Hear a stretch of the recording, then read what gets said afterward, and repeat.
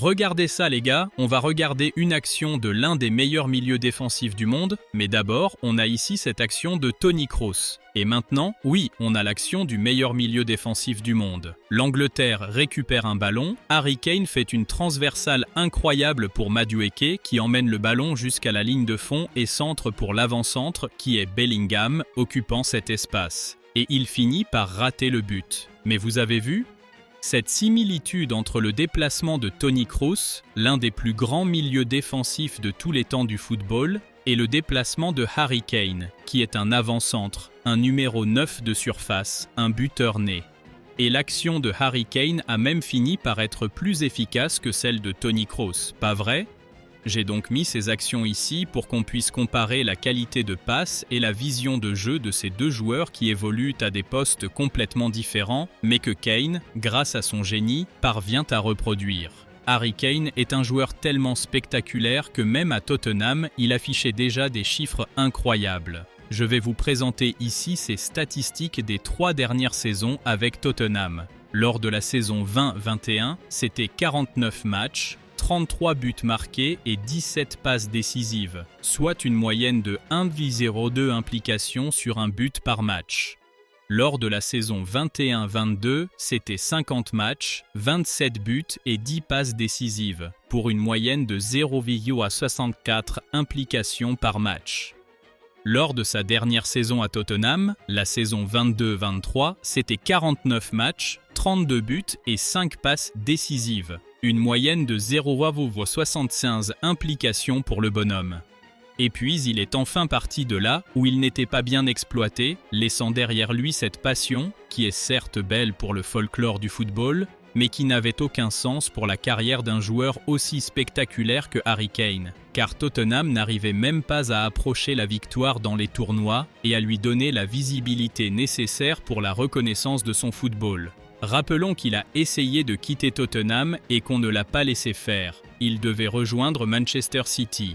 À mon avis, Harry Kane est le type d'avant-centre qui colle le mieux au style de jeu de Guardiola, avec toute cette qualité de passe et cette débauche d'énergie que le mec affiche sur le terrain si on le compare à Haaland, qui est un joueur beaucoup plus positionnel où l'équipe doit tourner autour de lui.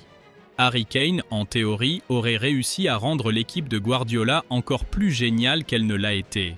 Mais ça ne s'est pas fait, alors l'Allemagne a été sa destination. Il a atterri au Bayern Munich. Pour sa première saison, c'était 45 matchs, 44 buts, 12 passes décisives et une moyenne d'implication de 1,24 par match. Pour sa deuxième saison, c'était à nouveau 45 matchs, 38 buts marqués, 13 passes décisives et une moyenne de 1,13 par match. Et lors de la saison 25-26 qu'on vient de terminer, c'était 52 matchs, un total incroyable de 61 buts, 14 passes décisives et une moyenne d'implication sur un but de 1,44 par match. Sérieusement, c'est la plus grande saison de la carrière de Harry Kane. Une saison de meilleur joueur du monde, pas vrai ? Et dans cette vidéo, je veux d'abord vous demander votre like et votre abonnement. On a besoin de votre aide pour faire passer le mot et faire grandir la chaîne avec de la pertinence. Ce n'est que le début, merci. Et en second lieu, on va parler ici de la Coupe du Monde que Harry Kane est en train de réaliser et de ce qui se passerait s'il allait chercher, s'il réussissait à remporter cette Coupe du Monde. Eh bien, au moment de la Coupe du Monde, la liste de Thomas Tuchel fait beaucoup polémique. Mais il explique que les meilleurs joueurs ne forment pas nécessairement la meilleure équipe. Et cela laissait entendre qu'il cherchait des pièces pour composer une machine plus grande plutôt que de simplement faire jouer des noms, mais plutôt de construire un système complet. Et cela s'est avéré très pertinent et un choix payant contre l'adversaire le plus redoutable de l'Angleterre jusqu'ici, qui était la Croatie.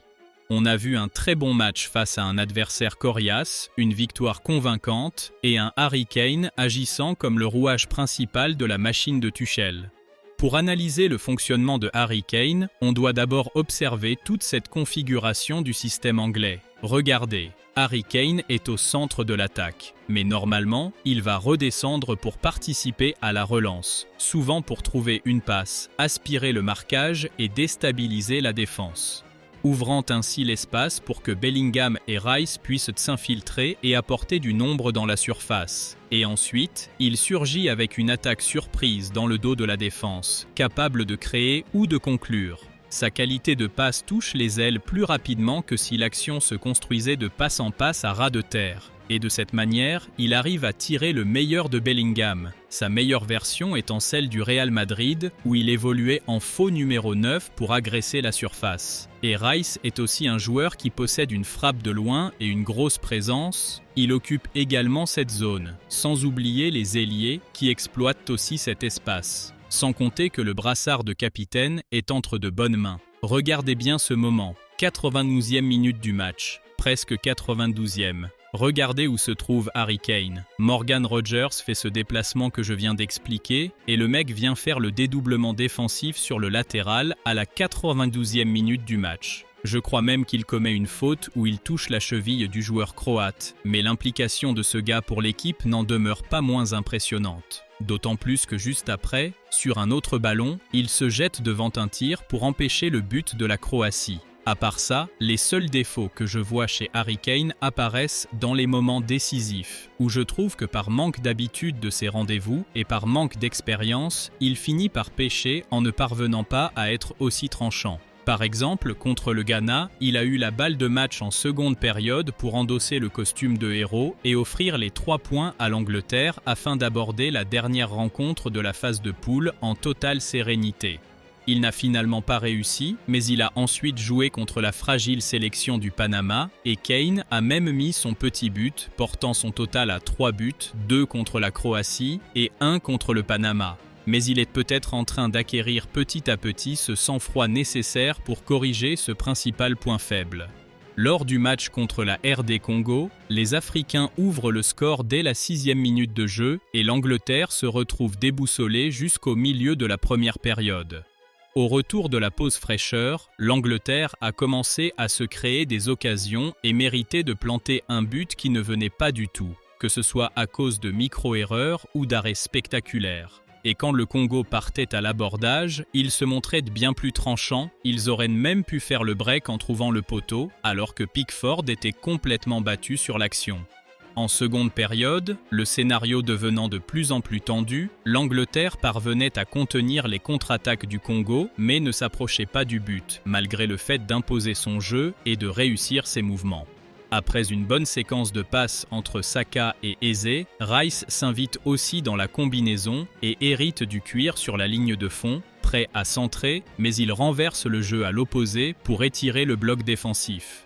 Le ballon arrive sur Gordon qui élimine son vis-à-vis et ajuste un centre vers Kane qui, en attaquant de classe mondiale, devance le marquage et décoche un coup de tête digne d'un mec qui compile plus de 60 buts cette saison, s'offrant sa 4e réalisation du mondial. Le Congo paye la débauche d'énergie pour s'être défendu tout le match et l'Angleterre sent qu'elle peut sceller le sort de la rencontre sans s'épuiser physiquement en allant jusqu'aux prolongations. Le 11 anglais bénéficie à nouveau d'une totale liberté pour construire depuis sa charnière centrale, jusqu'à ce qu'Elliott s'aperçoive de l'appel de Bellingham qui se projette comme un avant-centre et le lance en profondeur. Il se présente seul face au portier congolais qui repousse mais concède le rebond. Le ballon revient dans les pieds de Gordon qui repique dans l'axe et sert Kane. Kane, encerclé par 4 défenseurs et dos au but, donne une petite touche de balle pour se l'emmener sur le pied droit et inscrit un but extrêmement difficile en frappant sans regarder la cage, complètement entouré et épuisé. Le cuir s'est logé en pleine lucarne, sans aucune chance pour le gardien. Si le bonhomme parvient à maintenir ce niveau de réalisme pour la suite de la compétition, vous pouvez être sûr que le ballon d'or est pour lui. Aujourd'hui, il compte 5 buts aux côtés de Haaland, juste derrière Mbappé et Messi qui en comptent 6 et trônent au sommet du classement des buteurs de la Coupe du Monde.